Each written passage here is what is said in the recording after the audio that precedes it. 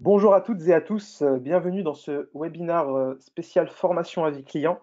On va laisser quelques instants encore pour les retardataires, histoire qu'ils puissent se joindre à nous et puis on va démarrer la formation. En attendant, je vais en profiter pour faire un petit test audio rapide. Brahim, est-ce que tu m'entends? Oui, très bien. Ok, super. Écoutez, de votre côté, n'hésitez pas également à nous dire si vous nous entendez bien. Vous pouvez utiliser la fonction chat, en fait, question, directement sur GoToWebinar sur votre droite. Donc n'hésitez pas à nous dire par message si tout vous paraît OK, si vous nous entendez bien, s'il n'y a pas de problème audio, histoire qu'on puisse démarrer dans de bonnes conditions. Donc voilà, hop, je me mets en même temps.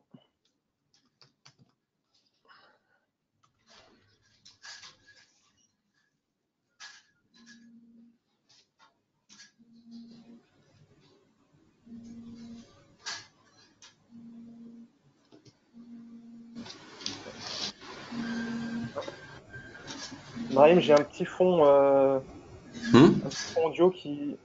Je ne sais pas si ton micro a touché quelque chose, donc Non, juste oui, regarde. je pense que c'est mon portable qui a sonné là, c'est peut-être ça qui a fait. D'accord, ok. Ça marche. Non, moi, c'était juste pour vérifier. Ok. N'hésitez pas à nous dire sur le chat. Là, j'ai pas vu de. Ok. Merci Fabien. Fabien nous a dit que le son était ok. Écoutez, n'hésitez pas les autres à nous dire rapidement et puis on va pouvoir démarrer dans quelques secondes. Bonjour Anthony. Merci pour ton retour. Super.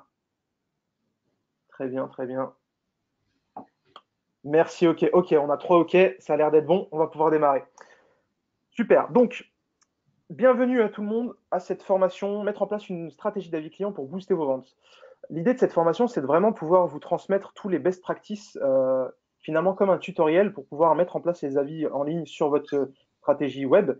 Et l'idée, c'est qu'on va vraiment être, je dirais, très didacticiel, très orienté pédagogique pour pouvoir vous donner à toutes et à tous les notions fondamentales en fait pour pouvoir mettre en place les avis et pouvoir en bénéficier en termes de vente et en termes de conversion sur vos sites internet. On va rapidement se présenter. Donc, je m'appelle Smaïl Makik. Je suis donc expert web marketing depuis plus d'une dizaine d'années. J'ai pas mal travaillé dans le secteur du e-commerce, chez l'annonceur et en agence. Et puis, actuellement, je travaille en tant que consultant pour différentes sociétés. J'accompagne notamment Trustpilot sur la partie e-commerce. Et je vais laisser la main à Brahim se présenter également pour qu'on puisse en savoir un peu plus sur lui. Bonjour, merci Smaïn, bonjour à tous. Pour vous donner un peu, vous expliquer un peu qui je suis, tout simplement, je travaille avec Trustpilot depuis 2011. Ça fait à peu près 7 ans que je suis avec eux, depuis qu'on était à peu près une quinzaine d'employés. Moi, j'ai un peu plus de 10 ans d'expérience dans le domaine du digital. Et après, tout simplement, après avoir bossé avec Meltwater News, qui était une entreprise dans le media monitoring, je suis venu justement à Copenhague pour lancer ce projet. Et puis là, maintenant, on a un peu plus de 600 employés pardon, un peu partout dans le monde, avec un bureau donc à New York, à Berlin. Moi, je suis actuellement à Copenhague, donc là, je fais le webinaire de Copenhague. On a un bureau aussi à Londres, en Australie, donc on est assez international. Au niveau de quelques chiffres, on va dire sur Trustpilot, c'est donc justement 1,2 million d'avis par mois, donc de nouveaux avis collectés sur la plateforme. On nous considère un peu comme le TripAdvisor du e-commerce, tout simplement. Donc généralement, vu que c'est une plateforme ouverte, les gens viennent justement consulter des avis sur Trustpilot. Et pour la petite histoire, pour ceux qui ne connaissent pas aussi, ça peut être intéressant comment justement Peter, qui est CEO de l'entreprise, a lancé donc ce projet-là. C'était assez simple. Tout simplement, il avait un petit challenge avec ses parents. Il commençait à acheter en ligne. Et donc, il remarquait qu'à chaque fois, il lui posait des questions en disant, est-ce que je peux bien acheter sur ce site-là? Est-ce que ce site-là est de confiance, etc. Et c'est comme ça qu'il s'est lancé. Il s'est dit, tiens, je vais ouvrir une plateforme sur le Danemark en mettant donc les différents sites et en offrant l'opportunité donc à tout individu de poster un avis justement sur leur expérience. Et c'est comme ça que Trustpilot s'est lancé. Et puis aujourd'hui, on est maintenant avec un business model qui vous permet justement à tous les sites marchands justement de collecter des avis de manière proactive et également après d'utiliser tout ça justement d'une stratégie un peu plus précise. Et c'est ce qu'on va vous montrer maintenant. Super, merci beaucoup Brahim pour cette introduction. Donc, on va commencer justement avec un petit plan de la formation très rapide. Donc, Brahim, tu veux nous faire une petite synthèse Oui, bien justement sûr. des Bah alors différents là, points ce communs? qu'on va faire, c'est que on a divisé ça en 5 parties. Donc la première partie, on va vous donner quelques notions clés. Donc pour ceux justement qui ont besoin d'informations un peu plus concrètes, on va dire sur les avis. Ensuite, bah, comment collecter les avis, parce que ça c'est le nerf de la guerre ici justement pour utiliser ce contenu-là et après effectuer un affichage, on va dire pertinent. Et ensuite, comment exploiter donc ces avis-là, donc d'une manière aussi en marketing. Et à la fin, on vous donnera l'opportunité de justement de poser vos questions et puis vous donner peut-être deux trois tips si vous en avez besoin. Merci beaucoup, Donc là, Brahim. Et d'ailleurs, sur ce petit point des questions-réponses, n'hésitez surtout pas à les poser pendant les slides parce que je sais que parfois c'est difficile de revenir sur des questions, sur des points précis qu'on a traités. Donc, vous posez les questions et si on peut traiter les questions entre deux parties, on fera avec grand plaisir. Donc voilà, bah, écoutez, on va commencer par les notions clés. Donc, il est important qu'on soit tous, je dirais, au même niveau en termes d'informations sur ce qu'est la vie client, parce qu'il y a beaucoup d'informations sur Internet, beaucoup de statistiques, beaucoup de chiffres clés qui gravitent autour de ces notions-là. Nous, on va poser des fondamentaux avec des chiffres clés. Donc, ce qu'il faut savoir, quels sont les chiffres principaux à connaître aujourd'hui? La première chose, c'est que la vie client, c'est plus un phénomène grandissant, c'est devenu une norme établie. C'est-à-dire que on a une étude IFOP qui a été réalisée en 2015. Alors, imaginez-vous un chiffre de 2015. Aujourd'hui, il doit être beaucoup plus élevé. Mais c'est la seule vraie étude, entre guillemets, réalisée à une échelle nationale. Donc, qui indique que 88% des consommateurs consultent les avis avant achat. Donc ça ne vous surprend pas, hein, vous-même en tant qu'acheteur en ligne, quand vous allez consulter un site que vous ne connaissez pas, vous allez faire des recherches en parallèle pour vérifier effectivement la fiabilité de ce site. Ça, c'est un chiffre basique qui n'est pas très surprenant, mais c'est quand même important d'établir que presque 9 personnes sur 10 aujourd'hui utilisent les avis clients pour décider d'acheter ou non. La deuxième chose qu'il est important de savoir, c'est quelque chose d'assez comportemental. 44% des gens accordent une importance au nombre d'avis. Donc là, il y a une notion aussi fondamentale, c'est combien d'avis sont en ligne et combien d'avis donc existent concernant tel produit ou telle entreprise. Donc l'idée aussi, c'est le côté quantitatif. Il y a l'aspect qualitatif des avis qu'on pourra avoir par la suite, mais il y a aussi le côté quantitatif qui est important, ce qui veut dire que effectivement une entreprise qui va avoir que 2 avis un peu perdus sur la toile va pas forcément avoir les clés pour convaincre l'internaute d'acheter chez lui. Donc, il est important vraiment de travailler aussi sur ce côté quantitatif. Et d'ailleurs, le troisième chiffre qui est intéressant, donc ça, c'est une étude Trustpilot pour le coup, les 16%. 16% pensent que les avis de plus de 3 mois sont trop vieux. Donc là, il y a le côté aussi fraîcheur de l'information qui va être très importante, puisque si effectivement vous avez une collecte qui n'est pas continuelle, mais qui est, je dirais, chronophage, par exemple, si vous mettez en place des collectes qui sont vraiment parsemées une fois tous les trimestres, par exemple, vous allez avoir des avis qui vont perdre en valeur, puisque la date de l'avis publié est fondamentale en fait dans le comportement de l'utilisateur. Donc voilà, 9 personnes sur 10 consultent les avis, 4 personnes sur 10 vont accorder une importance capitale au nombre d'avis publiés et on va dire une personne sur 10 aujourd'hui considère que quand c'est plus de 3 mois, c'est trop vieux. Et ce chiffre-là, bien évidemment, on le constate dans nos études, ça grossit de plus en plus puisque on est habitué à cette instantanéité et donc ça devient aussi un challenge pour les entreprises. L'autre point, et ça rejoint ce côté 44% en termes de quantité, là, c'est une notion qu'il faut absolument connaître en avis client, qui est la notion de preuve sociale. Donc, je vous ai fait un cliché très simple. Vous avez à gauche une terrasse avec 3 personnes hein, sur la gauche, et vous avez à droite le hibou. Donc, vous avez le café des jardins et le hibou. Vous arrivez donc, mettez-vous à la place d'un touriste, vous arrivez dans une ville, vous avez le choix entre ces deux terrasses-là, psychologiquement, vers quelle terrasse vous allez aller. Euh, la majorité des gens vont dire effectivement, on va aller là où il y a du monde, puisque le fait qu'il y ait du monde, finalement, a un rôle de tiers de confiance, c'est-à-dire que la masse certifie quelque part que cet endroit-là, cet établissement-là est de qualité. Et moi qui n'ai aucune information sur les deux lieux, si je n'ai pas par exemple accès à un TripAdvisor ou à un autre site d'avis, etc., je ne vais pas savoir vers quoi aller, donc je vais me fier finalement aux gens qui vont être en terrasse ou qui vont montrer que c'est peut-être the place to be, l'endroit dans lequel aller. Et sur Internet et dans les avis clients, ça va fonctionner de la même manière. C'est-à-dire que la quantité d'avis, le fait qu'il y ait un plébiscite autour de votre entreprise va également être fondamental pour pouvoir convertir vos internautes en acheteurs. Donc c'est pour ça que cette notion de preuve sociale, le fait que l'internaute lambda, vous comme nous, hein, on va se diriger finalement vers l'entreprise ou les produits qui ont été le plus recommandés par le maximum de personnes. Donc ça, c'est vraiment très important de les garder à l'esprit.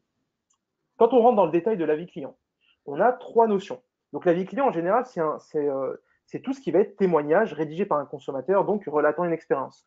Une expérience qui peut concerner une enseigne, donc une entreprise, un magasin, une marque, un produit, un séjour, un repas. Bref, une expérience. Donc ça, c'est l'avis client global.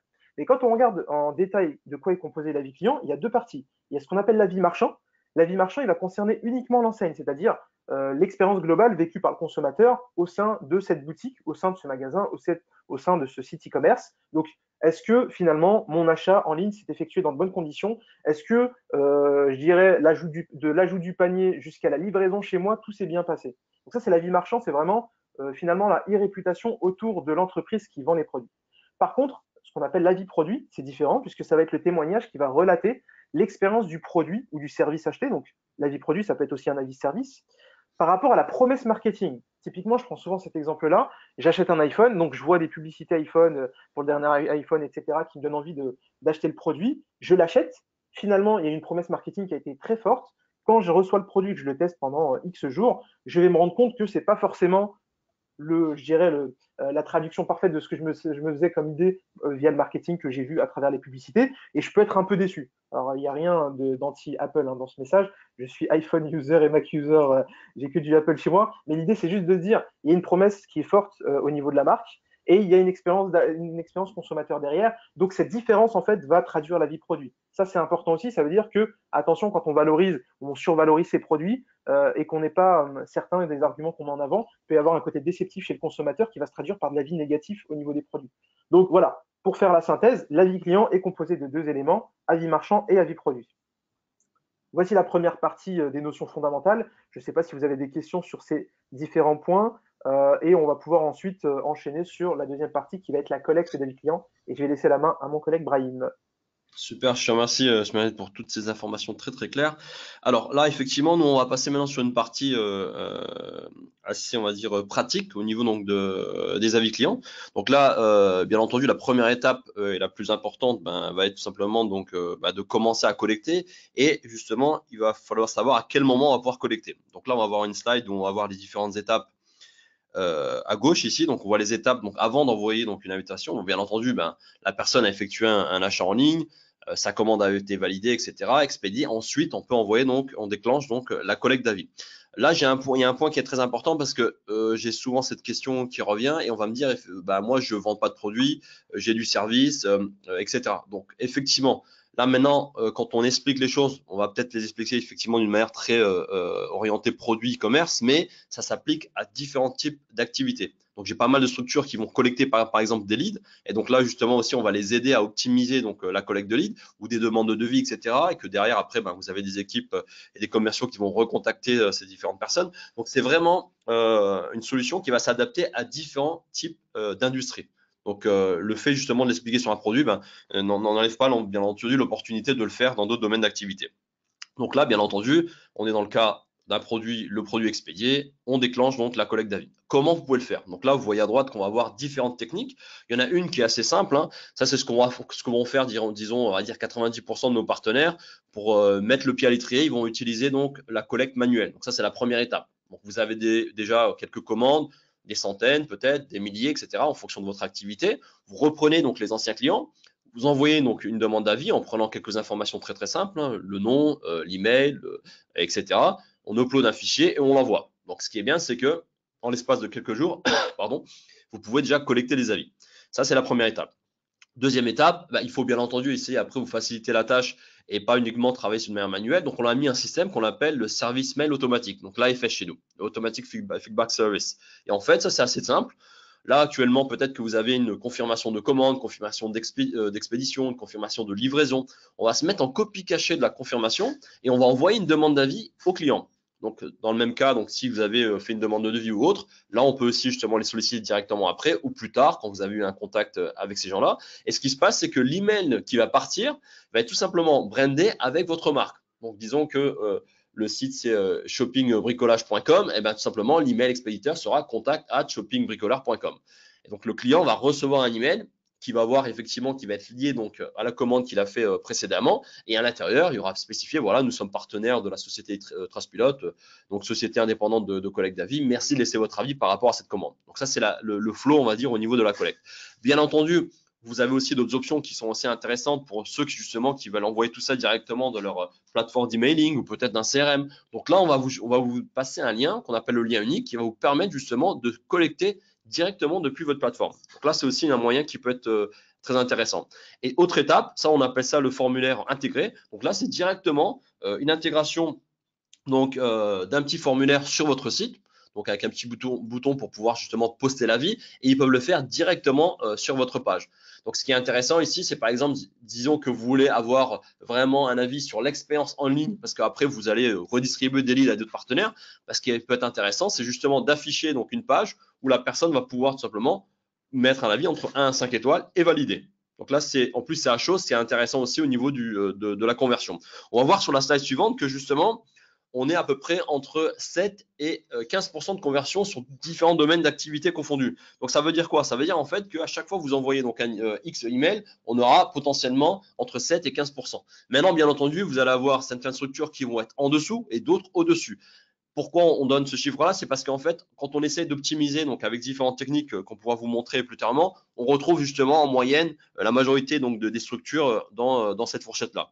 Donc l'idée, bien entendu, c'est après justement utiliser différentes astuces pour justement augmenter le nombre d'avis. On va voir sur la slide suivante justement quelques points qui sont recommandés.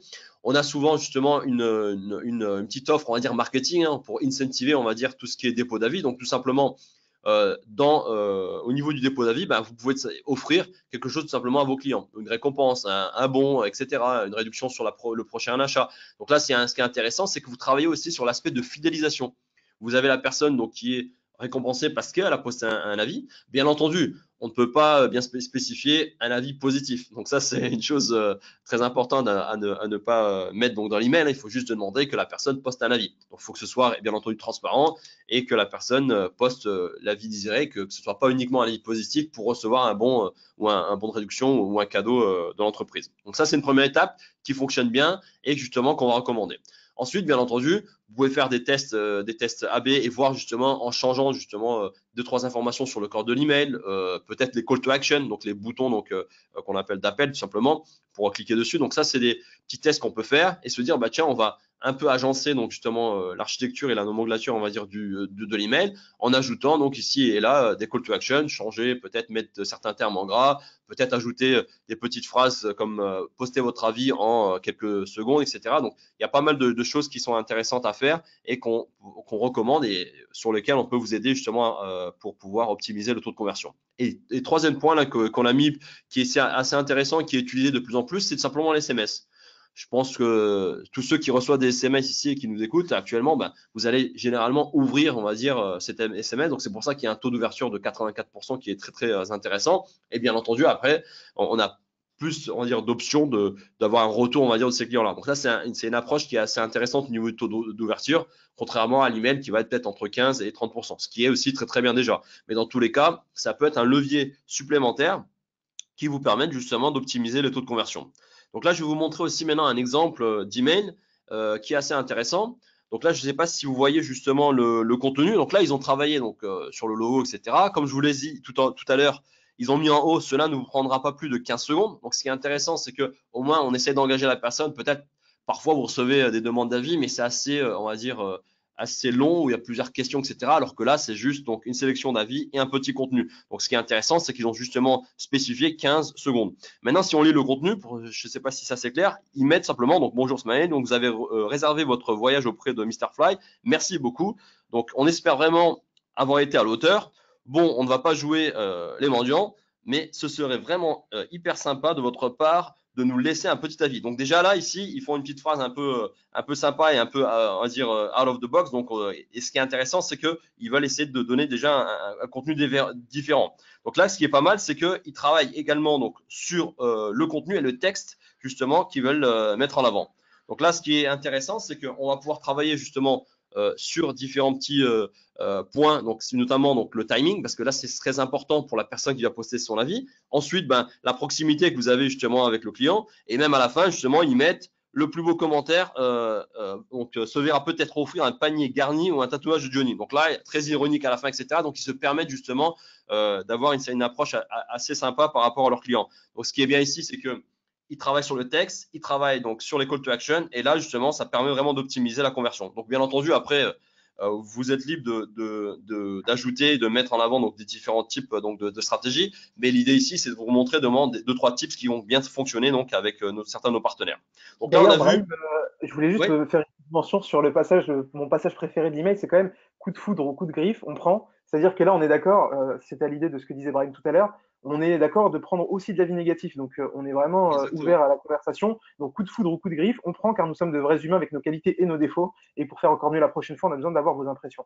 Donc là, Exactement. typiquement, je pense que c'est intéressant de voir aussi ce côté transparent, ce côté, s'il y a eu un souci, on est là pour le solutionner et créer vraiment cette proximité avec le consommateur. En plus, Mr. Fly, hein, c'est dans le domaine de réservation de vol, etc. Donc, le domaine du e-tourisme, c'est un secteur assez particulier sur Internet. Donc, voilà, je te relaisse la main, Brian. Super, merci. Effectivement, c'est une très très bonne remarque. Donc là, ce que je disais, donc c'est que là, on a vu justement la partie donc de collecte, donc comment utiliser les différents leviers pour faire la collecte. Il y a donc on a dit une partie donc manuelle qui vous permet déjà de mettre le pied à l'étrier, d'avoir un minimum donc d'avis avant de vous lancer. Donc c'est toujours sympa justement de pouvoir collecter quelques avis. Et même si par exemple vous avez tout simplement une refonte du site, etc., ou un nouveau site qui va sortir dans quelques mois, c'est quand même intéressant déjà d'avoir le contenu. On pose souvent cette question-là, on dit oui, mais je vais avoir mon site qui va être live dans 2 mois, dans 3 mois, etc. Ben, je leur dis maintenant, ce qui est intéressant, c'est que vous collectez le contenu. Le contenu, on va pouvoir le pousser aussi chez Google. Donc, ce qui est intéressant, c'est qu'on va déjà travailler sur donc l'aspect SEO, etc. Et donc là, c'est des leviers qui sont assez intéressants et ça vous prépare justement du bon contenu qu'on pourra après afficher. Donc là, maintenant, on va voir justement comment afficher ce contenu-là. Donc, disons que vous avez collecté pas mal d'avis. On va voir justement l'intégration des avis à différents endroits.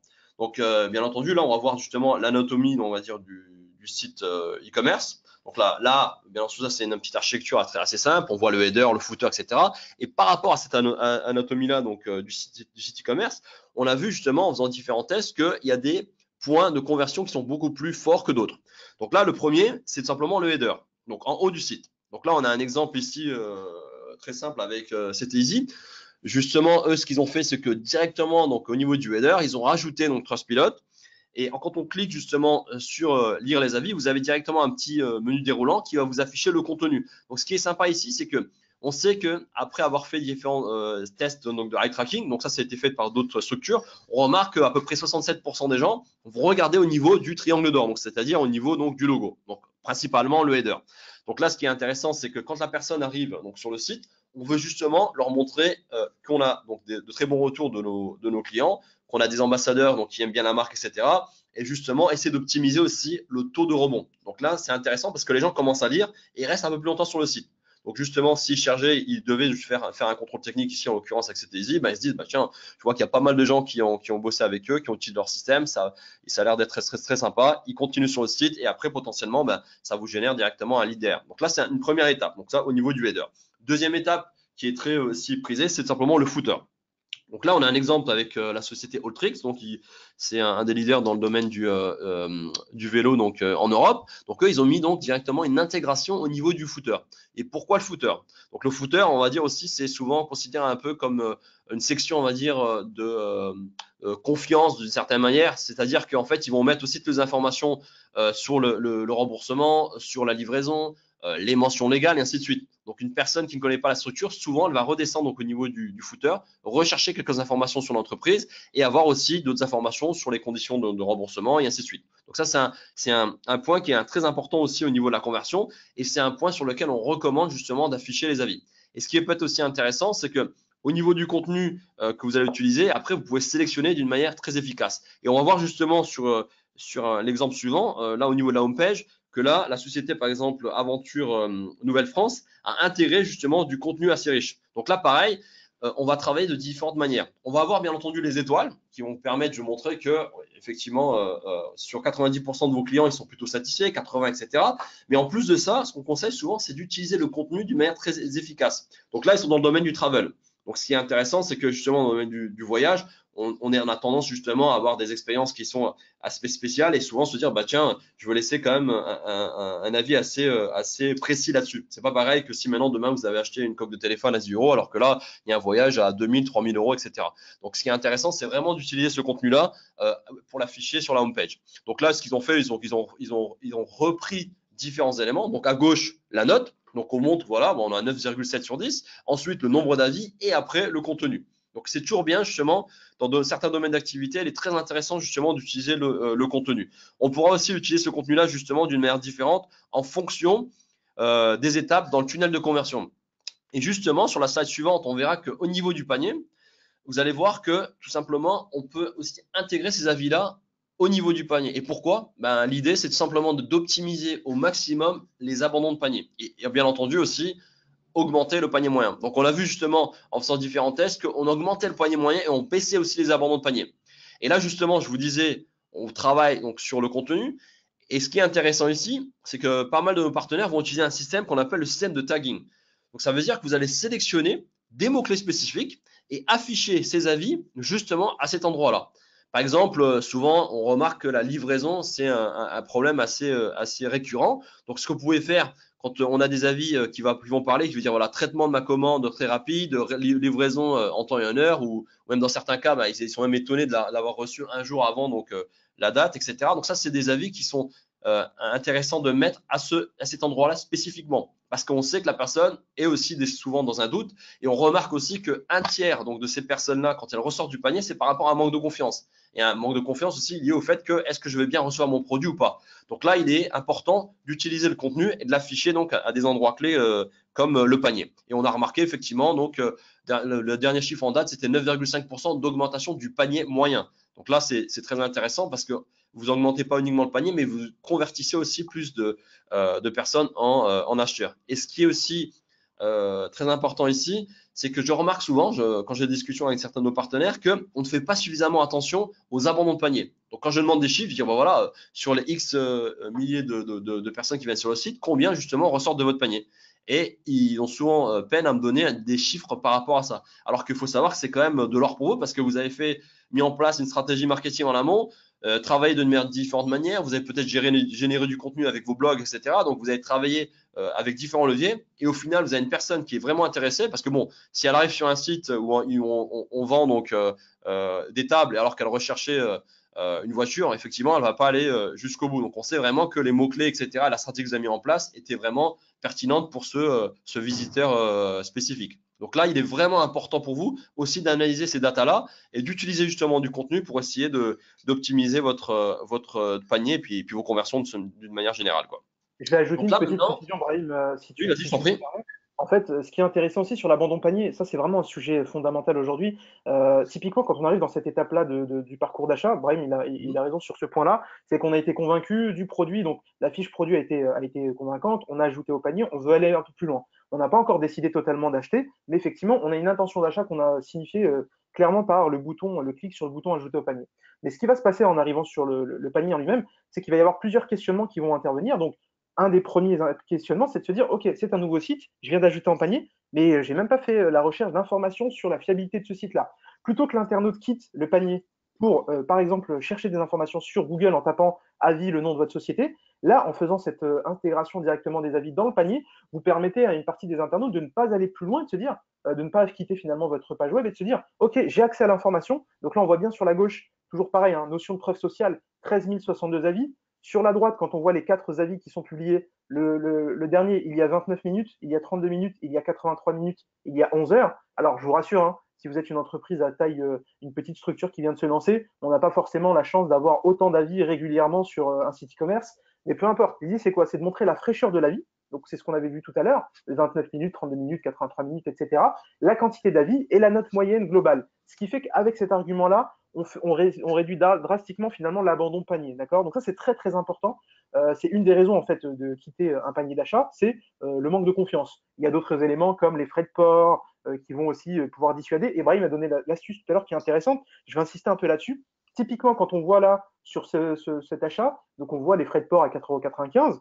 Effectivement, nous, en tant que consommateurs, on a l'impression que les frais de port, il faut que ça soit systématiquement offert. On a l'impression que les livreurs en fait travaillent bénévolement partout dans le monde. Malheureusement, hein, pour les sociétés e-commerce, c'est un vrai coût l'expédition de commandes, donc c'est quand même quelque chose d'important. Mais typiquement, là, on a un élément frais de port qui pourrait être un frein. On pourrait tout à fait taguer tous les avis effectivement qui parlent de livraison pour montrer que la livraison est faite très rapidement. Donc, quelque part, en lisant les messages au niveau des avis tout en bas, et en voyant les frais de port au-dessus, on va pouvoir se dire peut-être, OK, c'est 4,95 €, mais je vois en bas 4 messages qui me disent j'ai reçu en temps et en heure. Vous avez vu sur la droite l'avis il y a 11 heures, j'ai reçu en temps et en heure. Donc, quelque part, on est parfois, je dirais, on privilégie d'acheter et de payer des frais de port, mais d'être livré en temps et en heure plutôt que d'avoir une livraison gratuite qui peut être parfois très longue, voire ne jamais arriver. Donc ça, je voulais insister un peu là-dessus, parce que je trouve quelque chose de très fondamental, et on peut vraiment beaucoup jouer là-dessus en A/B testing sur le panier d'achat.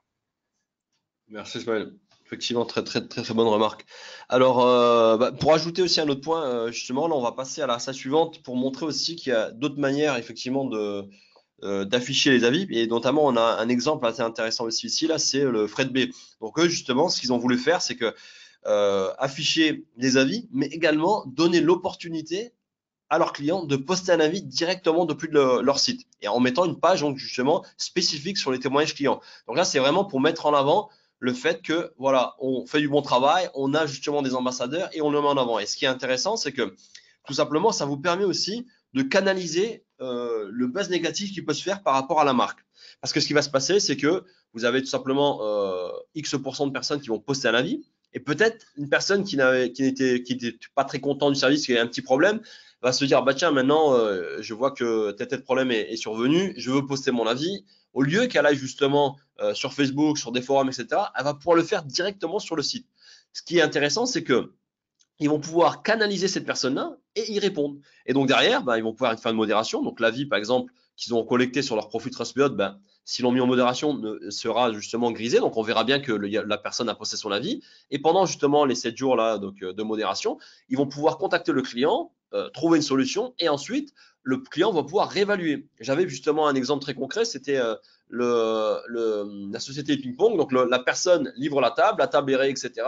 Le client donc reçoit le propriétaire du site donc reçoit un avis une étoile et ensuite son client a réévalué après qu'ils aient trouvé un accord. Donc là c'est très important parce qu'en final vous n'allez pas laisser donc, des personnes qui sont pas contentes dans la nature comme ça, mais vous allez pouvoir travailler sur justement la conversion de cet avis-là en avis positif, mais surtout sur la fidélisation. Parce qu'il faut savoir que ça vous coûte 10 fois plus cher d'acquérir un nouveau client justement que de fidéliser. Donc, on veut justement travailler aussi sur l'aspect de fidélisation. Donc, il est très important aussi d'utiliser ce levier-là justement pour pouvoir optimiser aussi la rétention, on va dire, la fidélisation donc, sur votre Je site. vais faire une petite parenthèse là-dessus, Brahim, parce que c'est intéressant ce que tu dis. Typiquement, là, sur la page dédiée aux avis, il y a un autre intérêt concret, je vais en parler un peu après, hein, mais il y a un intérêt purement, je dirais, e-réputation, SEO, SIA. Je m'explique. Aujourd'hui, on a beaucoup de gens qui font des requêtes, c'est ce que je vous expliquais tout à l'heure, des gens qui vont arriver sur votre site ou qui vont découvrir votre site et qui vont taper avis, le nom de votre site, sur Google. Donc, avec cette stratégie-là, Fredbay, ils ont aussi un autre objectif, en fait, c'est de se positionner avec le mot-clé avis Fredbay sur Google avec leur propre page. L'idée, c'est quoi? C'est que pour consulter, c'est un peu comme s'ils faisaient concurrence à Trustpilot, mais avec du contenu de Trustpilot. Donc, c'est quand même plutôt ingénieux. L'idée, c'est qu'il y a beaucoup de gens qui vont taper avis, opinion, critique et le nom d'une société ou d'un produit. C'est de récupérer ce trafic-là qui va revenir à nouveau sur votre site. Et du coup, en lisant les avis qui sont positifs, vont pouvoir par la suite cliquer sur un call to action, comme on peut le voir tout en haut, demande de devis ou bien ajouter en panier si c'est des produits, etc. Donc ça, c'est vraiment important, c'est que quelque part, vous devenez également un fournisseur d'avis à travers cette stratégie justement de créer une page. Et cette page témoignage client, c'est un peu pour celles et ceux qui ont d'expérience sur Internet, qui sont là depuis de nombreuses années. Rappelez-vous l'histoire des livres d'or sur les livres, sur les sites internet il y a quelques années, hein, les livres d'or où on laissait des messages en disant voilà, j'étais très satisfait, etc. Donc c'est une façon un peu un livre d'or 2.0 d'afficher finalement du contenu avec une source qui est identifiée, avec un tiers de confiance qui est bien affiché, qui est Trustpilot, et de montrer effectivement que on a pignon sur rue, on est fiable, ne vous inquiétez pas, continuez votre navigation chez nous plutôt que d'aller faire des recherches supplémentaires sur Internet. Voilà, je voulais juste faire cette petite parenthèse, Brahim. Et d'ailleurs, j'avais une petite question, parce que j'en profite, on a eu une question d'Angélique sur le chat. Elle nous demande en fait comment on fait le tagage d'avis en fait. Comment on définit les thèmes, quelles sont les bonnes Alors, pratiques autour de ça? en fait, ça va, bien sûr, ce qui va se passer, c'est que souvent, les personnes qui gèrent le site sont des experts. Je veux dire, ils sont même plus experts que nous, on va dire, par rapport, je veux dire, à leur activité. Mais nous, comment on va les aider après, c'est bien sûr en fonction des thématiques. Donc, nous, ce qu'on peut faire, c'est qu'il y a deux types de tagging. Il y a le pré-tagging et le tagging. Le pré-tagging, donc, ça veut dire que vous définissez, pardon, en amont des mots-clés spécifiques. Donc, par exemple, vous voulez avoir des informations sur la livraison, vous avez peut-être des magasins, donc c'est sur l'accueil en magasin, etc. Donc, en fait, en fonction, donc, de votre activité, on va mettre des mots-clés qui sont pertinents donc, par rapport donc, au contenu que vous recherchez.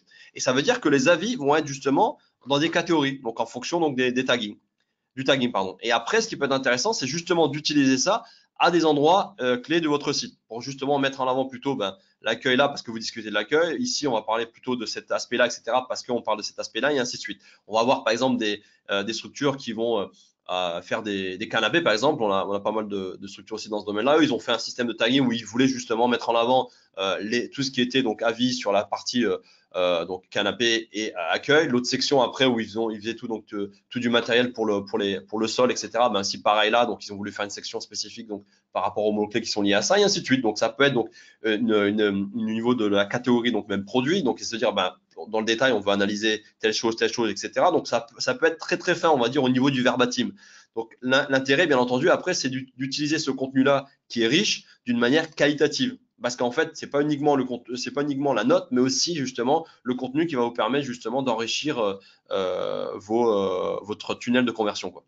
D'accord. Et d'ailleurs, je vais préciser une chose là-dessus. En fait, bon, pour résumer, typiquement, c'est vous qui définissez les mots-clés que vous souhaitez taguer quelque part, et le système va automatiquement vous remonter les avis qui sont pertinents par rapport au tag que vous avez mis. Donc, imaginons c'est livraison, le tag principal. Donc, tous les avis qui vont mentionner un terme autour de la livraison, expédition, etc., vont être intégrés dans une catégorie d'avis que vous allez pouvoir ensuite paramétrer dans votre widget d'affichage en disant je veux afficher mes avis avec la condition tag livraison. Donc, ça, c'est le premier point. Et ce qui est intéressant en fait aussi, c'est que quelque part, ce côté contextualisation des avis en fonction des types de pages, par exemple, on peut imaginer aussi, imaginons, on va sur une page qui sont la page des paiements, donc sur le footer de votre site, vous avez parfois une page qui va définir tous les moyens de paiement, chèque, virement, carte bancaire, PayPal, etc. Donc à ce niveau-là, vous pouvez tout à fait aussi mettre le widget d'avis en remontant les avis en fait qui mentionnent le terme paiement. Donc l'idée, c'est vraiment de pouvoir faire du personnalisé en fait. Et de toute façon, aujourd'hui, le challenge, que ce soit dans le e-commerce ou dans n'importe quel business model, c'est la personnalisation du contenu par rapport à l'internaute et son intention. Un internaute qui va sur une page paiement, il a besoin de se rassurer sur les moyens de paiement utilisés par le site. Et donc, le fait de faire remonter des avis aujourd'hui qui vont rassurer sur la partie sécurisation du paiement va également conforter l'internaute dans son choix de votre site internet. Donc, c'est vraiment de pouvoir vraiment personnaliser au maximum là-dessus. Et Brahim a Voilà. précisé une autre chose qui est intéressante, je trouve, c'est le post-tagging. Vous pouvez également agir manuellement ou même de manière automatique après publication des avis pour rajouter des tags supplémentaires. Et là, effectivement, Brahim, il a raison, c'est que si vous avez identifié d'autres sujets traités dans l'avis qui ne sont pas remontés automatiquement, vous pouvez ajouter des mots-clés et dire, OK, cet avis-là, il a aussi parlé de, je sais pas moi, du temps de chargement du site ou autre, et rajouter temps de chargement en tag en supplémentaire, ce qui fait qu'après, vous pouvez mettre en avant le temps de chargement si c'est quelque chose d'important pour votre business model. Donc, typiquement, vous avez la main là-dessus et c'est à vous de travailler avec votre base de données de mots-clés puisque c'est vous qui connaissez le mieux, en fait, votre cœur de métier, quoi. Voilà. Et puis bon, l'idée aussi d'un tag derrière, c'est mis à part donc l'affichage, etc. C'est vraiment aussi analyser peut-être soit des améliorations, soit des points très forts. Donc ça veut dire que peut-être que vous allez remarquer qu'il y a des tendances où les gens vont se dire bah tiens ça c'est super intéressant ou ça c'est moins intéressant.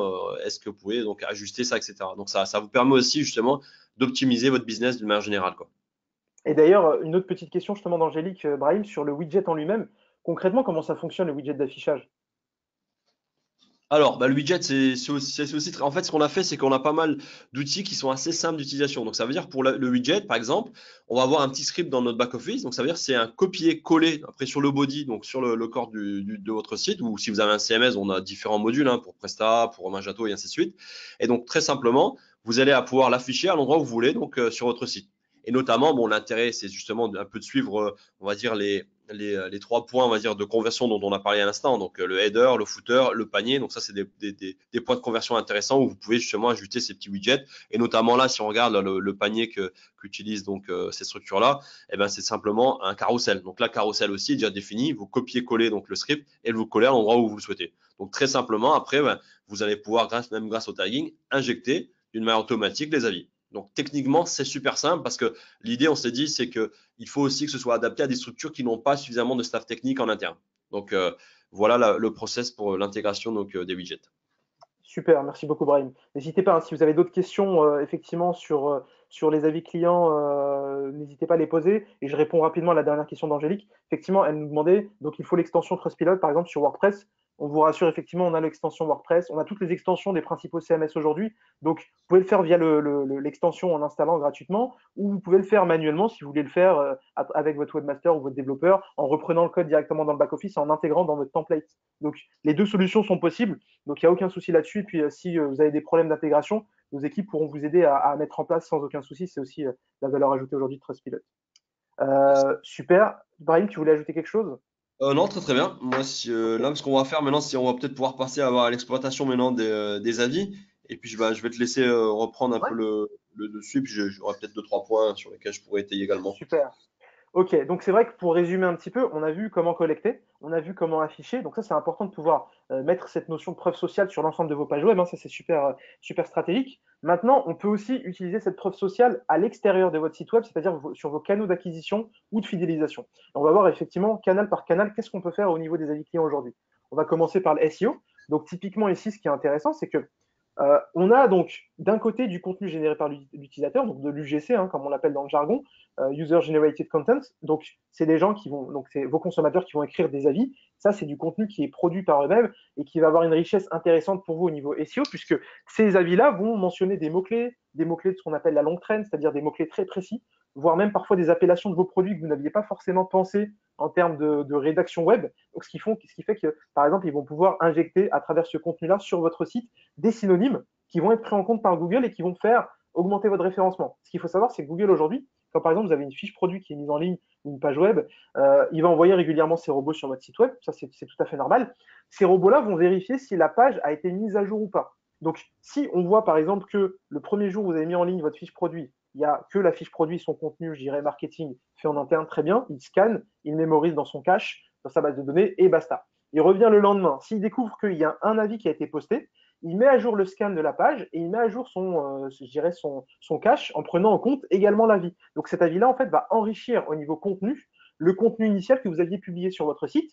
Et ça, typiquement, c'est la stratégie qui fonctionne le mieux en SEO aujourd'hui. C'est quand Google revient chez vous, il faut qu'il voit des nouvelles choses. Donc il ne faut pas qu'il y ait une sensation, je dirais, de poussière ou de déjà vu. Donc typiquement, l'enrichissement de contenu régulier sur vos sites web, c'est quelque chose qui va permettre d'augmenter d'une part la cadence des visites des robots sur vos sites et d'autre part du coup le positionnement de vos pages en fait dans les résultats de recherche Google, ça va vous permettre de grimper sur certains mots-clés d'une position basse à une position haute. Donc ça c'est la première chose.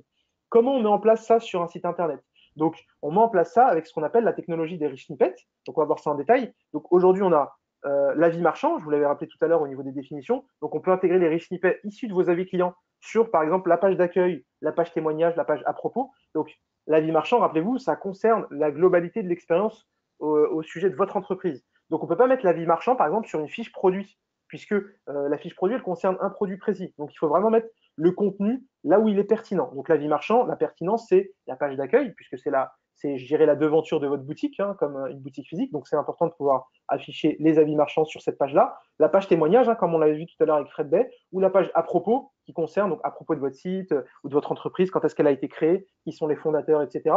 Tout ça, c'est vraiment pertinent. On ne peut pas afficher les avis marchands sur toutes les pages du site.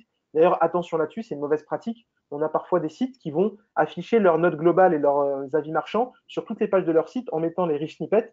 Et ça peut être pénalisé par Google, puisque Google, voyant sur toutes les pages d'un site la même intégration de rich snippet, va peut-être se dire, bah, tiens, il y a un peu de suroptimisation, donc on va pénaliser l'affichage, tout du moins des rich snippets. Hein. Ce n'est pas forcément une pénalité Google en tant que telle, hein, mais en tout cas, ça va annuler l'affichage des rich snippets, ce qui est vraiment dommage. Donc, premier point, l'avis marchand. Avis marchand sur les pages d'accueil, témoignages et à propos. Avis produit. Donc là, on est sur ce que je vous ai expliqué tout à l'heure, un produit ou un service, hein, avis produit, avis service. Donc là, on va intégrer les rich snippets issus des avis produits, c'est-à-dire que on va afficher le contenu qui correspond à la référence produit qui est affichée. Donc typiquement, nous, quand on va collecter de l'avis, on va typiquement donc envoyer un mail en disant donnez-nous votre expérience d'achat globale. Donc la personne va poster un premier avis marchand et ensuite elle va atterrir sur le formulaire sur une deuxième étape avant de valider complètement la publication de l'avis. On va lui montrer un produit sur lequel on souhaite avoir une évaluation. Et c'est comme ça que vous allez pouvoir, en envoyant un seul mail dans vos collectes d'avis, avoir deux avis différents. Un qui va concerner l'avis marchand, qui va être affiché sur la homepage, la page témoignage, la page à propos, et un avis produit qui va remonter automatiquement sur la fiche produit concernée. Donc ça, c'est le deuxième point. Et du coup, le troisième point de cette présentation, c'est si vous ne savez pas, donc il y a deux aspects pour les rich snippets, vous pouvez les intégrer vous-même. En soi, c'est quelque chose, donc c'est des balises schéma, hein, c'est très simple de mise en place. La seule inconvéniente de cet aspect-là, c'est qu'il n'y a pas vraiment, je dirais, aujourd'hui, forcément de garantie d'affichage. Aujourd'hui, Google, c'est lui qui décide si les rich snippets vont s'afficher sur votre site ou pas. D'ailleurs, il va décider que ce soit fait maison, en interne, ou fait via une solution tiers de confiance comme la nôtre. Donc, typiquement là-dessus, on a des bons retours, où majoritairement, je dirais, nos clients, quand ils mettent en place les widgets Trustpilot qui sont prêts avec les rich snippets, ça va se mettre en place assez rapidement et ils ont de l'affichage des étoiles dans Google. Mais typiquement, vous, quand vous allez le mettre en place vous-même, vous avez la possibilité de le faire également. Donc, ça va demander un petit développement en fait sur vos sites que nous, on a justement simplifié en proposant un widget, comme on l'a fait tout à l'heure avec le widget de remontée carrousel, un widget SEO qui vous permet de copier-coller un simple code sur vos pages et de pouvoir remonter les avis déjà optimisés avec les rich snippets. Donc, on a un exemple ici sur cette slide-là où on va voir un peu la différence. Donc, là, on a un exemple avec une requête sur un modèle de monture de lunettes, hein, Porsche Design P8478. Alors, ce qui est intéressant ici, c'est qu'on a deux vendeurs. On a quand même un leader mondial qu'on connaît tous, hein, qui est Amazon, et on a smartbyglasses.co.uk, qui est donc un site spécialisé dans les lunettes en ligne, en fait, tout simplement pure player, et qui lui, du coup, a une stratégie de collecte d'avis produits, et qui, de fait, en fait, même s'il est deuxième en résultat dans Google, sur la même requête, il va afficher les étoiles en fait à travers ce qu'on appelle les rich snippets. Donc ce qu'on voit là, c'est vraiment le résultat des rich snippets dans Google, c'est-à-dire les étoiles qui sont affichées.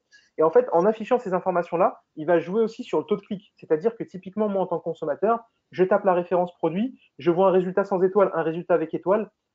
Psychologiquement parlant, je vais essayer d'aller voir d'abord ce qui se passe au niveau des étoiles pour voir s'il n'y a pas des avis concernant le produit. Et donc, vous avez gagné le clic par rapport aux concurrents. Et donc, vous avez l'internaute sur votre site internet. Si vous avez un bon produit, une bonne livraison, il est en stock, etc., vous avez également des chances de convertir cet internaute-là en acheteur. Vous voyez, donc c'est vraiment la guerre, sans jeu de mots, hein, la guerre des étoiles.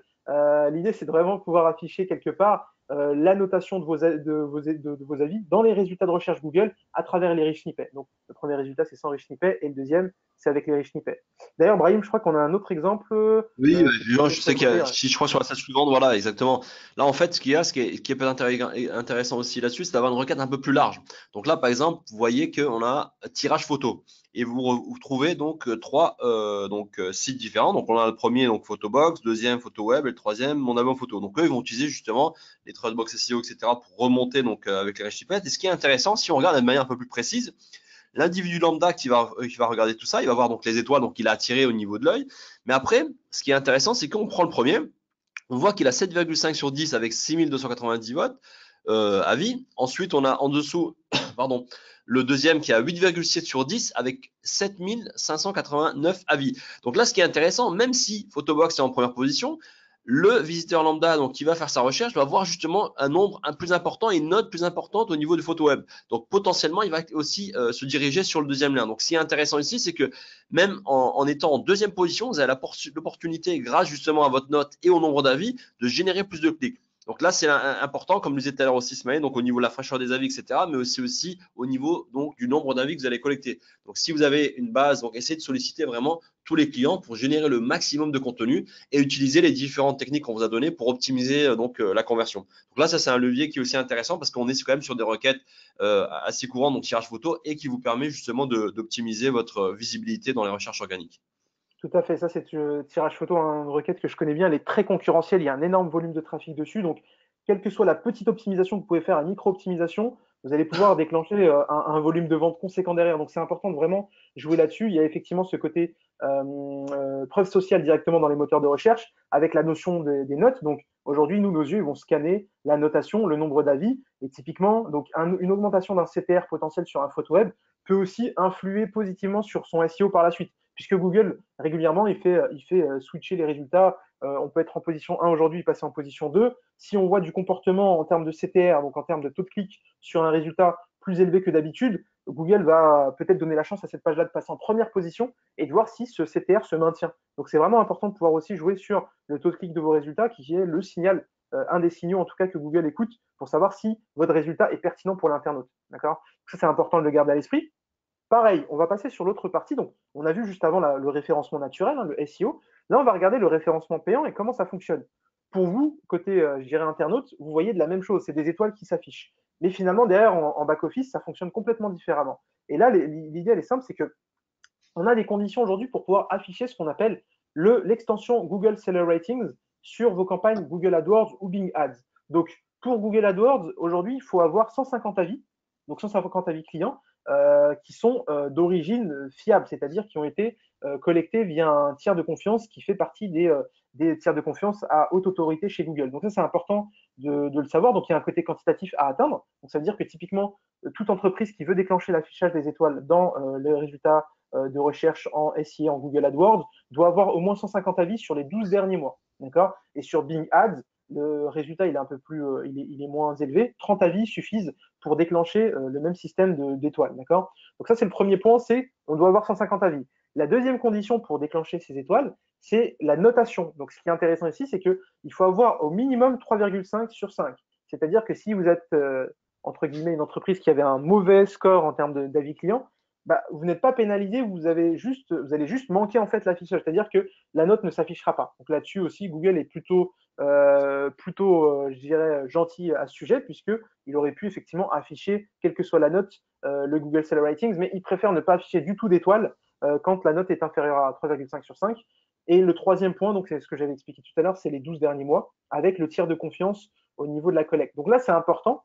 On a beaucoup de gens qui nous disent, mais moi j'aimerais bien collecter par moi-même en faisant mon propre formulaire, mon propre système sur mon site. Eh bien, vous n'aurez pas le bénéfice, par exemple, d'afficher des avis qui remonteront sur les Google Seller Ratings, c'est-à-dire sur vos campagnes Google AdWords.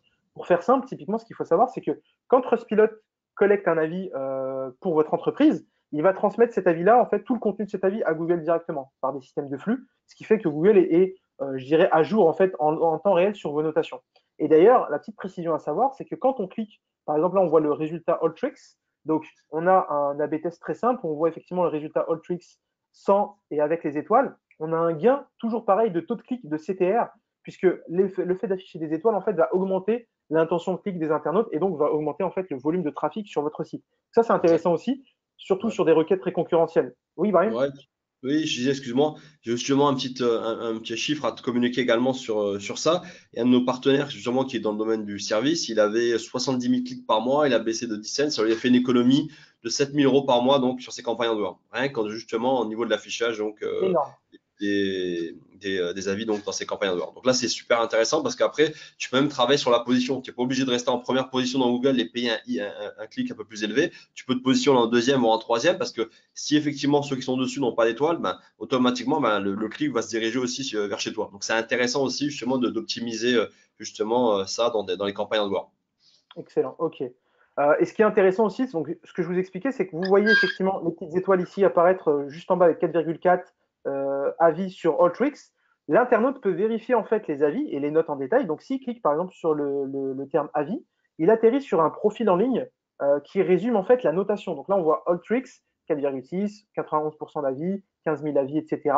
Fournisseur d'avis Trustpilot avec les 15 379. Et on a effectivement le détail en fait. On a le détail des différentes notes qui ont été attribuées. Et alors, je n'ai pas eu la place sur la slide pour vous mettre tout le détail, mais quand on descend, en fait, on voit le contenu des avis, donc ce qui est publié sur Trustpilot et affiché également sur la page Google dédiée. Donc, vous allez pouvoir lire les avis avec le nom de la personne, le titre de l'avis, la note et le détail de l'avis, en fait. Donc, directement dans Google, et je rassure les marketeurs qui nous suivent, en fait, le fait de cliquer sur ce résultat-là ne déclenche pas de coût AdWords. C'est-à-dire que ce clic sur la page avis redirige sur le profil Google. Donc, ce clic-là, en fait, il n'est pas facturé par Google. Le seul clic qui sera facturé, c'est le clic qui sera effectué tout en haut sur le résultat VTT complet, VTT pas cher chez Alltricks, ou juste en bas si vous cliquez sur le lien Google Maps, en fait, l'extension Google Maps qui a été intégrée dans les campagnes AdWords. Donc là, ça permet aussi, toujours pareil, hein, de vérifier la preuve sociale directement dans les résultats de recherche Google. Et j'en profite pour répondre à la question de Fabien. Donc Fabien qui demandait à partir de combien d'avis les étoiles apparaissent sur Google.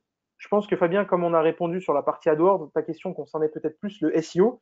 Là-dessus, en SEO, en fait, on a pas mal de tests. On a parfois des sites qui ont collecté, par exemple, sur une fiche produit, un avis ou deux et qui ont leur note qui apparaît en fait dans Google. Il n'y a pas, je dirais, il n'y a pas vraiment de notion de quantité minimum sur la partie SEO. Je parle bien de la partie référencement naturel. Hein. Que également pour la partie avis marchand, à partir de, nous, ce qu'on recommande, c'est quand même d'en avoir un certain minimum. À partir d'une dizaine d'avis, effectivement, vous allez pouvoir déclencher les rich snippets. Après, on a des gens qui ont beaucoup moins d'avis qui se déclenchent aussi. Et on a des fois des gens qui vont avoir une cinquantaine d'avis dans certains secteurs, mais qui ne déclenchent pas le rich snippet. C'est toujours pareil. Hein. Malheureusement, c'est dépendant aussi du système Google. Donc, on n'a pas la garantie ad vitam de pouvoir avoir rapidement l'affichage. Mais en général, 90% de nos clients dès lors qu'ils ont collecté des avis, qu'ils ont assez de volume d'avis sur la plateforme, donc à partir d'une quinzaine ou d'une vingtaine, vont déclencher en fait l'affichage des avis clients sur le SEO. Je reprends également, j'ai vu une question de Angélique sur le SEO, il y a une note sur 10 d'affiché, c'est le Trust Score. C'est exactement ça. Donc, je vais juste repréciser effectivement à tout le monde ce que c'est le Trust Score. Le Trust Score, en fait, c'est le score Trustpilot, tout simplement. C'est le score global qu'on attribue effectivement aux avis et donc qui est repris effectivement par le système Google pour afficher la moyenne globale.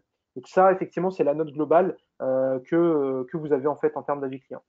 Et donc Anthony, effectivement, j'avais juste une question, Brahim, de la part Ouais. d'Anthony, sur le carrousel. En fait, il demandait, est-ce qu'il faut créer un équilibre dans les notes mises en avant dans le carrousel? Typiquement, est-ce qu'il faut mettre un peu des avis moyens? Enfin, qu'est-ce qui est recommandé par rapport à ça, quoi? Après, effectivement, de toute manière, la transparence au niveau des avis paye. Parce qu'il y a une étude qui est sortie en Angleterre, c'est le premier marché quand même dans le e-commerce en Europe, et il montrait que les avis négatifs font vendre. Je sais qu'il y a toujours une réticence autour des avis, etc. négatifs, mais ce qui est important, c'est effectivement de gérer l'avis. Donc déjà, qu'on a géré l'avis. Après, bien entendu, on a pas mal de partenaires, justement, et notamment en Angleterre, eux, ils sont vraiment très proactifs dans ce côté-là. Ils vont mettre des avis 2 étoiles, 3 étoiles, 5 étoiles, etc. L'idée, bien entendu, c'est de montrer que la majorité de vos ambassadeurs sont très contents. C'est sûr que c'est les avis 4 et 5 étoiles qui vont être mis en avant. Mais ça peut être intéressant aussi d'ajouter des avis 3 étoiles et avec des réponses dessus, etc., ou qui sont mitigés. Ça, c'est très positif pour le visiteur lambda. Et justement, ça optimise les conversions. Donc, c'est pour ça que l'étude qui était sortie en Angleterre disait que les avis négatifs font vendre. Et effectivement, dans une stratégie de transparence, et surtout que on veut éviter aussi tout ce qui est les faux avis et ainsi de suite. Il y a pas eu pas mal d'histoires là-dessus. Et bien automatiquement, ça vous permet justement d'avoir de plus de crédibilité par rapport aux visiteurs lambda. Moi, je le vois souvent, je voyage pas mal avec Trustpilot. Quand je dois booker, par exemple, des hôtels, je vois qu'il y a des hôtels qui vont avoir effectivement des avis négatifs, mais globalement, c'est plutôt positif. Je vais quand même me diriger vers ces hôtels-là. Et pareil après pour des produits autres. Donc, et ça, globalement, effectivement, ça génère beaucoup plus de confiance par rapport donc à la personne qui veut effectivement finaliser ou acheter un produit ou un service, quoi. Ok, super. Merci beaucoup, Brahim, pour ces précisions. Et Du coup, ça, on va justement, regarder. un autre point, ça, il peut le faire Vas-y. d'une manière automatique, hein. Donc, ça veut dire depuis le back-office, il sélectionne par exemple 4, 5, 3 étoiles et automatiquement, ça peut remonter. Ou sinon, il peut les ajouter manuellement quand il le souhaite, quoi. Donc, D'accord. il a Donc, le choix. soit on a un filtre en fait par la note, c'est-à-dire que Voilà. automatiquement les avis qui sont affichés sont les avis qui sont supérieurs à X étoiles, soit on peut Mmh, choisir manuellement, on veut mettre en avant cet avis-là parce qu'on a aimé son contenu, il est super riche, etc. Ok, mmh, d'accord, super. voilà. D'ailleurs, ça me donne un autre exemple. Ça me donne l'idée d'un autre exemple. Donc, on a également l'email marketing aujourd'hui qu'on peut utiliser sur l'avis client. Donc là, j'ai un exemple tout simple avec donc Igral qui est un client Trustpilot et qui est donc une solution de cashback en ligne. Qu'est-ce qu'ils font eux? Donc, ils collectent beaucoup d'avis auprès de leurs utilisateurs. Là aussi, ça montre aussi que quelque part, on n'est pas uniquement orienté e-commerce, hein. Aujourd'hui, Trustpilot travaille aussi avec la cagnotte en ligne litchi.com, etc. Donc là, pour le service IGRAL, donc c'est du cashback en ligne, le fait de pouvoir gagner en fait à chaque fois sur des achats de site e-commerce une commission.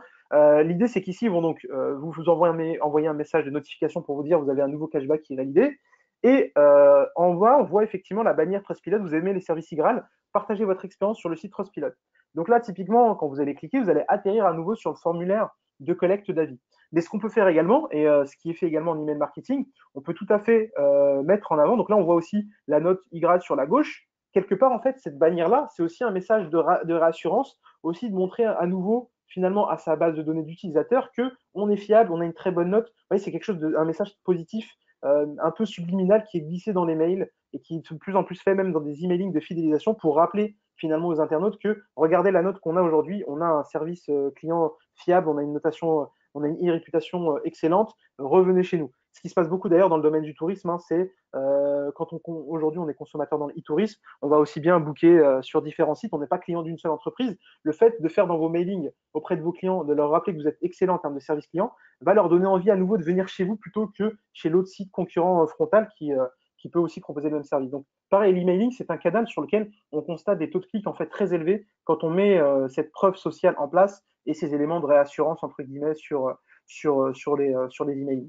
Je continue rapidement parce que Mmh. on a également le display retargeting qui sont des leviers ultra intéressants donc sur lesquels en fait on a constaté que le fait d'intégrer la preuve sociale, c'est-à-dire du message, de l'avis client, des témoignages clients, va augmenter les taux de clics. Le display, hein, pour celles et ceux qui sont en pratique, donc les campagnes de bannières publicitaires classiques, hein, les bannières animées, etc., c'est un levier qui a un taux de clic qui historiquement est très faible et qui ne s'améliore pas au fil des années. Donc, on a fait beaucoup d'A/B testing avec différents clients ou partenaires et on s'est rendu compte que le fait d'intégrer directement des avis dans les bannières va augmenter le taux de clic puisqu'il y a ce côté de témoignage, je dirais, de tiers de confiance. Donc là, on voit l'exemple à gauche avec effectivement The Best Security System at an Affordable Price de effectivement Vivint qui va mettre en avant un produit star et qui va mettre en avant un témoignage correspondant au produit. Donc, on peut avoir de l'avis produit spécifique ou à droite avec 1, 2, 3 RF, Great Images, Great Price, Fantastic Customer Service. Donc là, typiquement, c'est plutôt un avis marchand qui est mis en avant et qui va permettre de donner envie aux gens de venir cliquer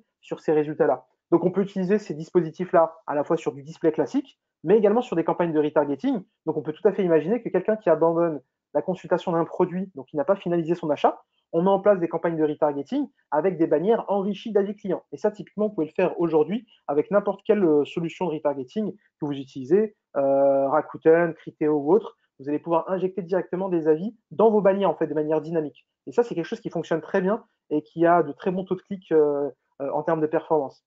Et je fais rapidement le point parce qu'on arrive un peu sur la fin du webinaire, donc je vais juste finir mes slides pour prendre les dernières questions. On a également le social media, et donc là, on recommande vivement aux différentes marques en fait, avec lesquelles on travaille de partager finalement les témoignages qui sont intéressants. Donc là, on a deux exemples avec Marco Vasco sur la gauche, qui est donc un acteur du tourisme, du e-tourisme, qui donc tweet sur Twitter, donc ce qui me rend joyeux, donc hashtag ce qui me rend joyeux. Alors pour la petite histoire, ce hashtag-là était un hashtag qui était en top tendance dans Twitter. Donc Marco Vasco, qu'est-ce qu'ils se sont dit? On va surfer sur ce top tendance pour générer de la visibilité, du trafic sur déjà sur mon tweet et par la suite sur Marco Vasco. Donc ils ont profité des hashtags du moment pour créer un tweet spécifique et pour partager un témoignage avec un visuel. Donc là, on voit sur la gauche, nous félicitons Marco Vasco pour leur professionnalisme. Nous repartons avec eux sans hésiter. Donc Agnès qui témoigne d'une bonne expérience dans son séjour. Et donc Marco Vasco récupère ce témoignage-là, le tweet et le partage sur les réseaux sociaux.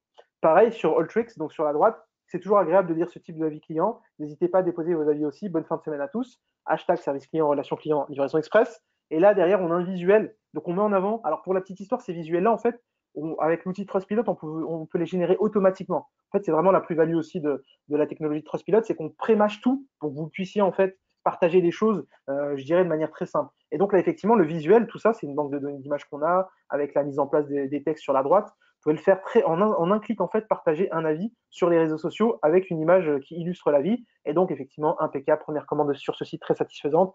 Description des produits commandés fidèle à la réalité et délai de livraison en 48 heures respecté, Francis. Donc, avec une notation. Et ce qui est intéressant, le dernier élément que je voulais préciser sur cette slide-là, c'est l'engagement. On voit quand même qu'il y a des gens qui retweetent, donc 2 retweets de j'aime pour Marco Vasco, un retweet 7 j'aime pour Alltricks. Là, ce qui est intéressant, c'est qu'en plus de ça, vos audiences sur les réseaux sociaux, vous allez les engager. Donc votre base fan, finalement, qui est parfois un peu dormante, vous allez pouvoir la réactiver. Si vous avez des clients qui sont également satisfaits et qui partagent cet avis-là, en fait, ils vont liker ou vont retweeter ce message-là ou le partager. Et du coup, vous allez pouvoir avoir aussi une diffusion de ce message-là, un reach plus important, c'est-à-dire une diffusion du message qui va dépasser vos audiences initiales, puisque ça va être partagé également aux fans ou aux followers ou aux contacts des différentes personnes qui ont liké votre publication. Donc voilà, ça c'est quelque chose aussi qu'on recommande vivement. N'hésitez pas à, je dirais, publier des messages sur vos réseaux sociaux qui sont autre chose que juste du produit, de la vente, de la promo, du cash, du code promo, de la remise, mais également du service client, comme on le fait parfois aussi quand on montre un petit peu les locaux de l'entreprise, la vie au sein de la société, etc. Eh bien, la vie client est un moyen très simple de créer de l'image positive et contribuer à votre réputation sur les réseaux sociaux. Ben, moi, j'ai fait le tour en fait sur les différents éléments et je ne sais pas si Ibrahim, tu avais des précisions. En attendant, je vais regarder. Juste pour un petit récap, donc pour tout le monde, là, en fait, très simplement, ce qui est important, donc déjà, première étape, bien se lancer donc au niveau de la collecte d'avis, donc que ce soit donc d'une manière gratuite, payante, tout ce que vous voulez. Donc il y a différentes options. On offre aussi un pack, par exemple, gratuit qui permet de se lancer, etc. Ou même si vous avez un petit module sur votre site, mais dans tous les cas, il faut déjà au moins collecter déjà des avis pour justement alimenter votre site. Donc ça, c'est une chose qui est très importante, parce qu'on sait que maintenant, 88% des gens vont consulter des avis. Si vous n'en avez pas, vous avez vraiment un très gros manque à gagner. Ensuite, deuxième étape, pour ceux qui veulent travailler sur l'aspect SEO, SIA, là aussi, c'est des leviers qui sont très importants justement pour utiliser tout ça. Et après, la troisième partie, donc comme l'a bien expliqué ici Ismaël, donc il y a l'aspect donc social media, mais aussi fidélisation. Et ça, c'est des points clés, je dirais, au niveau dans vos stratégies donc d'acquisition et de conversion. Donc globalement, n'hésitez pas aussi bien entendu à nous envoyer un message et nous demander si vous avez besoin de plus d'informations, et on pourra vous aider justement à mettre en place une stratégie donc d'avis, quoi. Très bien, merci beaucoup Brahim pour cette petite conclusion. Je reprends rapidement les dernières questions parce que c'est vrai qu'on est un petit peu court au niveau timing, donc on va quand même essayer de prendre le temps de répondre à tout le monde. Donc Angélique qui posait la question, quels sont les critères du Trust Score? Alors Angélique, j'y réponds rapidement à cette question-là. Le Trust Score, c'est une notion qui est, c'est un algorithme en fait qui est assez complexe. Ce serait trop long de l'expliquer, je dirais, à l'oral. Par contre, ce qu'on peut faire, c'est qu'on va vous envoyer en fait un article de notre FAQ qui explique vraiment tous les éléments qui sont pris en compte. Mais effectivement, il y a la moyenne des avis qui sont publiés, avec d'autres éléments qui vont interférer, en fait, qui vont jouer sur le trust score global. Donc, ce que je vous propose, c'est qu'on vous envoie par email juste après, là. Brahim, il va vous l'envoyer, justement, la documentation sur la partie trust score, parce que c'est un peu technique et on n'a malheureusement pas le temps de tout traiter. Donc, j'ai une autre question. Donc, à partir de combien d'avis obtient-on une moyenne de 5 sur 5?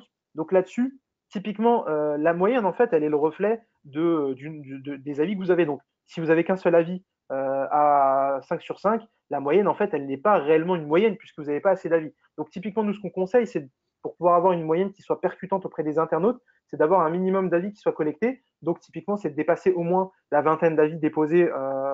Après, ça dépend des secteurs d'activité parce que 20 avis dans le domaine du tourisme n'est pas suffisant, mais dans un petit site e-commerce spécialisé avec une approche produit précise, longue traîne, ça peut suffire à donner une moyenne. Mais typiquement là-dessus, plus vous allez avoir d'avis, plus votre note moyenne sera fiable aux yeux des internautes. Donc j'essaye de répondre rapidement. Et là, du coup, j'ai les questions de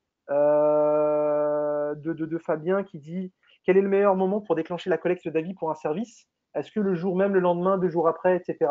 Brahim, tu as une idée là-dessus sur le service? Alors, ça dépend quel type effectivement de service, mais si justement c'est quelque chose qui est validé directement en ligne, etc., ils peuvent faire la demande instantanément. Si c'est quelque chose qui doit être fait ultérieurement ou doit y avoir peut-être un rendez-vous ou autre, donc tout dépend, on va dire, du type d'activité. Donc en fait, c'est en fonction de l'action après de l'internaute. Est-ce qu'il y a une action qui doit être faite par lui? Et si c'est uniquement quelque chose en ligne qui est offert, bah, à ce moment-là, bah, vous pouvez directement collecter.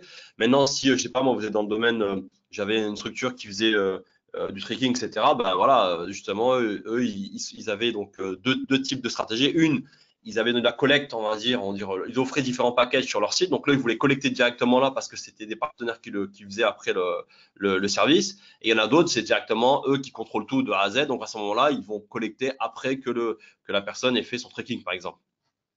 Je précise une chose, Fabien, là-dessus. Le meilleur moment, en fait, il n'y a pas vraiment de règle, parce que si je vous donnais une date précise, en fait, ça ne pourrait pas s'appliquer à tous les business models, puisque ça dépend vraiment de ce que vous faites. Typiquement, par exemple, dans le e-commerce, on recommande pas forcément d'envoyer au moment de la livraison directement le mail, puisque imaginez-vous, vous recevez votre colis, vous êtes au bureau, vous arrivez chez vous, vous n'avez pas le temps parfois de déballer votre colis le soir même, donc il y a un temps de latence qui peut faire qu'il vaut mieux parfois déclencher l'envoi en fait de la collecte d'avis 48 heures après la réception du colis. Vous voyez? Donc ça, c'est vraiment des ajustements qu'on peut vous aider à faire par la suite, mais qui sont l'œuvre un peu, je dirais, la partie un peu AB testing qu'on recommande de faire. Mais typiquement pour du service, l'idée, c'est de laisser la personne consommer le service et de lui demander peut-être un jour, si c'est quelque chose fort, je dirais, au niveau émotionnel pour le consommateur, ça peut être immédiat. Si c'est quelque chose de, je dirais, assez classique, dans le domaine du B2B, un rendez-vous en banque ou que sais-je, là, on peut laisser un petit délai supplémentaire pour que la personne puisse vraiment digérer le rendez-vous, etc. Vous voyez, c'est vraiment, on peut en rediscuter en off par la suite, mais ça dépend de votre business model, de ce que vous entendez vraiment par service. Et du coup, je finirai par les questions d'Anthony, parce que Anthony nous a renvoyé une liste de questions. Je ne vais pas pouvoir répondre à tout, Anthony. On va pouvoir en discuter en off avec grand plaisir. Mais je vais juste retenir faut-il actualiser les avis, les notes visibles dans le carrousel pour éviter que ce soit toujours les mêmes avis qui apparaissent? Si oui, tous les combien de temps?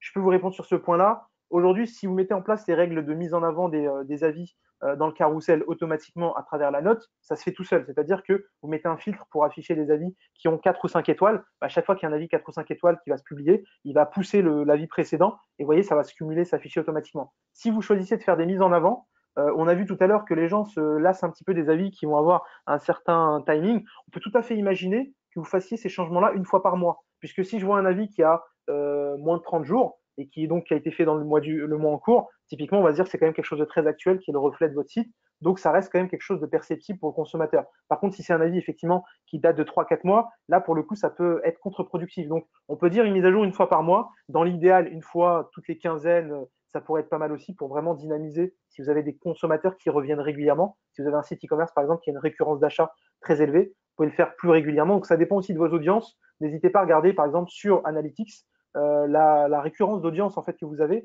combien de fois les internautes reviennent, en fait, le taux de fidélisation de votre audience pour savoir s'il faut changer plus régulièrement ou pas. Donc voilà, merci tout le monde. On a eu pas mal de questions. On espère que vous avez appris pas mal de choses sur cette formation. On est à votre entière disposition pour vous aider à mettre en place la collecte dès maintenant, hein. Si vous avez déjà des clients, enfin, ou des commandes ou autres, on peut vous aider à mettre en place la collecte. On a différents experts en interne qui peuvent vous aider à le mettre en place là, dès cette semaine si vous le souhaitez. Nous, on est à votre entière disposition. Vous allez recevoir la présentation et également le replay en fait de la formation. Si vous voulez revenir sur certains points de la formation en ligne, vous allez pouvoir revenir dessus en replay avec du coup ce qu'on va vous envoyer derrière et donc accès à toute la présentation. Et n'hésitez surtout pas, vous avez nos adresses email si vous avez des questions d'ordre technique, d'ordre marketing, digital, on est à votre entière disposition. Merci beaucoup, Brahim. Merci à toi, merci à tout le monde. Et puis surtout, n'hésitez pas, si vous avez besoin de connaître d'autres choses, etc., n'hésitez pas à nous laisser un commentaire et puis on pourra aussi justement en parler dans une prochaine formation, quoi. Merci Brahim pour cette précision et je rassure tout le monde effectivement. Il y a une autre personne qui me demandait aussi des infos sur le trade score. On vous l'enverra avec grand plaisir. Merci tout le monde. On vous dit à très bientôt pour un futur webinar. On espère vous retrouver très prochainement. Merci à tout le monde. Bye bye, au revoir, bonne journée.